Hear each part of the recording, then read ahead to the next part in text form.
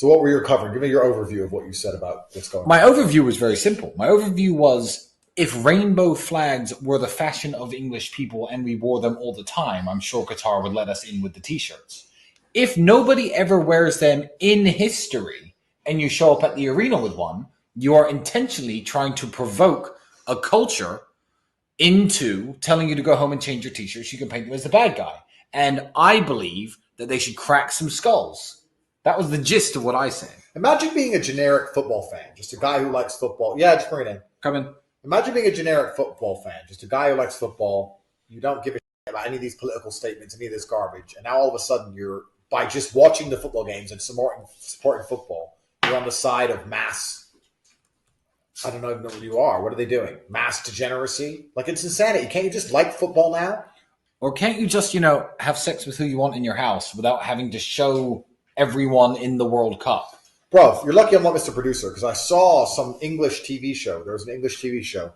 Thanks. There's an English TV show. Just leave it, bro. Thanks. There was an English TV show, and it's one of these guys. He's one of them football pundits. I don't know. And it was BBC Two or something. And there's a full 3 minutes singing and dancing, just saying how important it is to have rainbow armbands. Why? I don't get it. Why can't people just play football? Why do they have to mix in this agenda with everything? Yeah, I don't It's like understand. the West has no culture besides that. It's the last piece of culture, the pride flag. And I don't give a shit if people are gay. I don't care. You can be as gay as you want. But why do you have to not? Why did you go to another country and make sure that they understand how important it is that you believe that that's an important thing? Like, well, interestingly enough, Andrew, in the argument of love is love and we should celebrate and make legal all types of love, if you are from Qatar and you are a Muslim and you live in England, you cannot legally marry 3 or 4 women. Polygamy is against the law in England.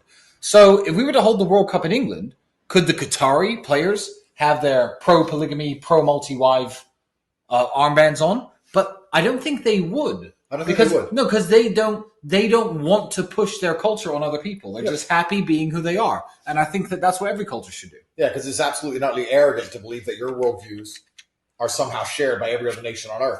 It's actually amazing that the West pretends to be moral and has any kind of moral high ground. If you look at the track records of the West, whether it's starting wars or look at some of the ideas the Matrix is purporting now. I did say this yesterday. Yeah, there's Matrix. I mean, the ideas that the Matrix is purporting now amongst the populations of the West are absolutely and utterly degenerate. They're not moral. You're going to sit there and say that, it's okay to chop people's off at the age of 8 and 9, and that's somehow good.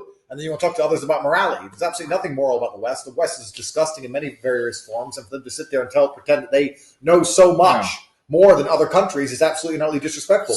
By most metrics, Qatar as a country outperforms nearly every Western country. Yeah, absolutely. It's safer. They have families, lower divorce rate. They're doing something right. So for us to come along and say, no, they're doing everything wrong, they have to believe the way we think, is absolutely and utterly arrogant. السلام عليكم. لا تنسوا الاعجاب بالفيديو والاشتراك في القناة تشجيعا لنا لنستمر بنشر المزيد إن شاء الله.